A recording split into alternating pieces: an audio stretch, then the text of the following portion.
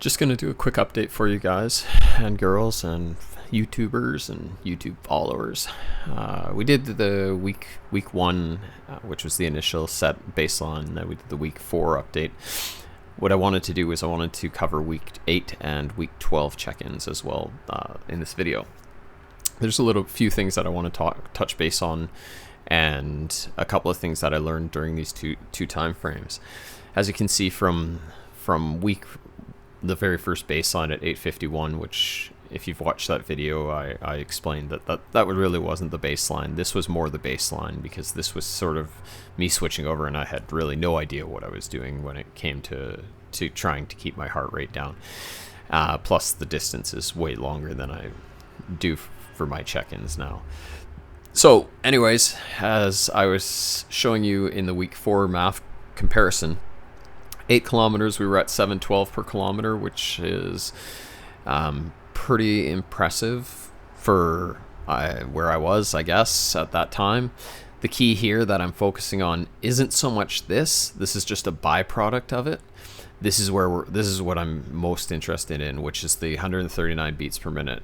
I'm trying to keep this under 140 beats per minute for my average, and as long as I can do that, I'm sort of staying consistent as to where I believe this is going to take me, and the benefit that it's going to show me long term. As you can see, when we go from week 4 to week 8, in those 4 weeks, we dropped from a 712 pace down to a 640 pace, which is pretty impressive. However, again, the most important thing is that I'm doing it at basically the exact same average heart rate. That's, for me, more important than the pace. This shows me that I am running more efficiently. My heart isn't having to work as hard, and my muscles are being used more optimally, and it's not taking me as much energy to put in, or effort, I guess is how like Garmin would look at it, how much effort I'm exerting to reach the goal that I'm going for. In this 4-week period, there was a couple of things that I learned, but the one most important thing was I had a really bad run in this period, and it really messed with me mentally. What I mean by a bad run is that I think that I ended up at like a 745 or a 750 per kilometer pace, with my heart rate still averaging at the 138 mark. The key here is that the key takeaway that I learned from that was the fact that I still ended up improving over the 4 weeks. So one bad run, one missed run, isn't going to ruin everything that you've worked on, or everything that I've worked on for those 4 weeks. So that was my takeaway during that 4-week period. The next 4 weeks, which is the 4 weeks that just went by, I did my check-in. I was in Auburn Hills, Michigan, and I did my check-in just sort of running around the parking lot of the outlet mall that was there, and I'll sort of show you the visual of that in a second. But the key is that we went from 640 to 610. And my average heart rate there was 135 versus 138. So we're still staying very consistent between the 135 to the 140. My goal was to be between 130 and 140. And as you can see, we're staying very consistent in that spot, and really liking where we're at. So if we sort of throw this one out and look at this one as sort of the true baseline, I think that the baseline here was probably about 8, not 851, but let's say that it was 8. So we went from 8 to 712 to 640 to 610. So we're sort of averaging about that 30 seconds per kilometer increase. And I had read some stuff online that is sort of normal. That's what you should sort of see over each of the 4-week periods. I didn't base anything of my training on that, because I'm trying not to focus on pace, because that's what resulted in me getting injured in the past. So with us being at 610 per kilometer, I'm very happy in that situation.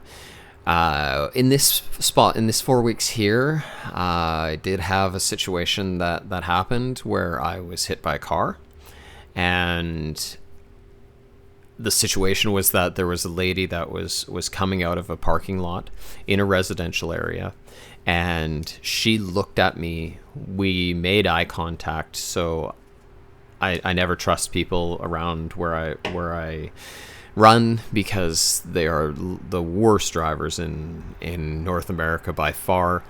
And so yeah, so we make eye contact, and then as I start to move in front of her car, she gives it gas, and I basically had to jump onto the hood of her car. At that time, she hits the brakes. I landed on her car on my shoulder. She hits the brakes, which sort of propels me off of the hood of her car. I managed to land on my feet, but I'm in the oncoming lane of traffic where there is a truck approaching me. So as I turn back towards where her car is to get off of the road, she has just like full floored it, driven up over the curb, over the grass, and drives away. So basically, well, I shouldn't say basically. So it was a hit and run. Around here, it's pointless to report things like this.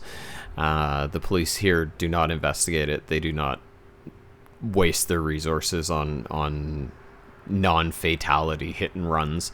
I did read an article recently that said that in the GTA, every day 6 people are hit by vehicles.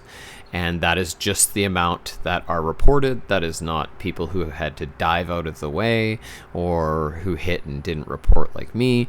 So that was the 8 to 12 week situation. What I will point out for you, just so that we can see, just so that I can show you, is I also did something in here that I had never thought about before. I started to sort of research hydration, so I went out and did a sweat test to see how much I was sweating over 10 kilometers, and then I took that and I used it to start focusing on my hydration. I was finding that I was really, really dehydrated. I wouldn't say really, really, but I was becoming dehydrated at around between 16 and 20 kilometers, depending on the heat and temperature and what I was wearing and that sort of thing. And what I found was that as I became dehydrated, my heart rate would begin to climb and go over the 140 mark that I was at, and I couldn't bring it back down. I did a little bit of research. I spoke to a few people, my cardiologist, my doctor, and they sort of explained to me and helped me understand that as you become dehydrated, your blood thickens, and the thicker it becomes, the harder your heart has to pump in order for that blood to get to the muscle and supply oxygen to the muscles. Now, I'm not a doctor, I'm not a cardiologist. This is what they told me, and I trust in what they say. So once I made the switch between the two, I was able to get my heart rate to stay down for almost the whole 30 kilometers. I think that there was about 2 kilometers at the end where I had to, it was a lot of uphill, and I just physically couldn't, unless I just stopped walking, I couldn't get it to go any different. So you can see here, this is March 18th was the day that I was hit by a car. And what you'll see in this situation is that, like right about here, that's where we got hit. And you can see that my heart rate just, I couldn't control it. And once it got up high enough, there was just ridiculous, like 150, 160 beats a minute. Like that's really high. It's really not that's where I was running races at before. And yeah, not something that I would care to sort of go through ever again, which clearly I don't like being hit by cars, but I definitely wouldn't recommend it for anybody who is out there doing anything. I also wanted to point out that I don't know if you saw the quick peek there on the last thing. This is the map in Auburn Hills for where I was running. Just did a bunch of loops until I had the 8 kilometers done for for this check-in. You can see now I am using a heart rate monitor because I did find that it's different. It's more accurate. And I've also switched to the Fenix 6 Pro Solar.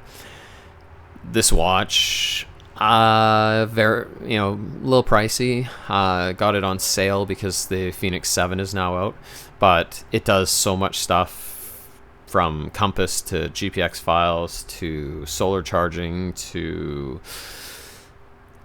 balance, oscillation. Like, there's just a lot of information in it, and so far it has not disappointed me. So I would definitely recommend it if you're planning to get on any type of distance that's going to maybe be past, say, the 5-hour mark.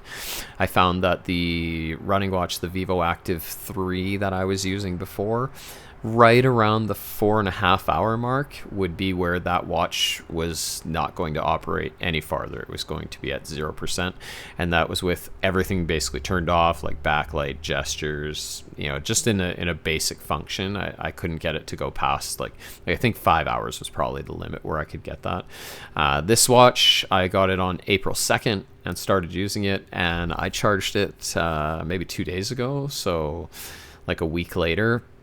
And it wasn't because it was dead. It was just because I really felt weird not charging my watch. So very impressed. Love the watch, and you can see just here the extra information that you get from it: stride length, run cadence, vertical ratio, ground contact, respiration rate, temperature, run walk, like all of this stuff. There's so much information that comes with it, and all of this in Garmin Connect obviously is free. I know that Strava recently has started to charge for a lot of their analytics, and it is what it is. It's kind of who they are, and they got to make money to keep that up, and I just would have a hard time doing that. So I think the Fenix 7s can be like $1,000 or $1,500 or something. I got this for $600 or $550, and it provides a lot of information. Not that I know what a lot of that has to do with, but when I sign up for a coach that I plan on signing up with, I believe that he's going to be able to work with me and help me understand all of the information that I'm getting in addition to my normal information. I know that this video really isn't got a lot of fancy, and no music, no scenery, none of that stuff, but just wanted to do a check-in, let you guys know that still at it. Week 8 doing good, week 12 doing good, learning lots. And if you like the content, if you like the information, I would really love if you give it a thumbs up, subscribe, turn on the bell notifications to see that you don't miss any of the content. And I'm looking to try and do, we're 4 weeks out. I guess Sunday that just went by was 4 weeks till race day, so the Toronto Marathon, May 7th. We'll be there. If somebody's watching that sees me and wants to say hi, by all means come on up, say hi. And yeah, we'll get some more footage for the race. They've told us that there is no expo, which kind of is disappointing, because that's, for me, is part of why I like racing, going and seeing all kinds of new tech and new offerings and picking up some good deals on stuff. But yeah, they said no expo this year, so that's kind of a bummer. But I'm going to try and pick up maybe another race in June sometime as well. I just haven't decided where or how long that's going to be. And yeah, I will leave it there and see you guys in the next one.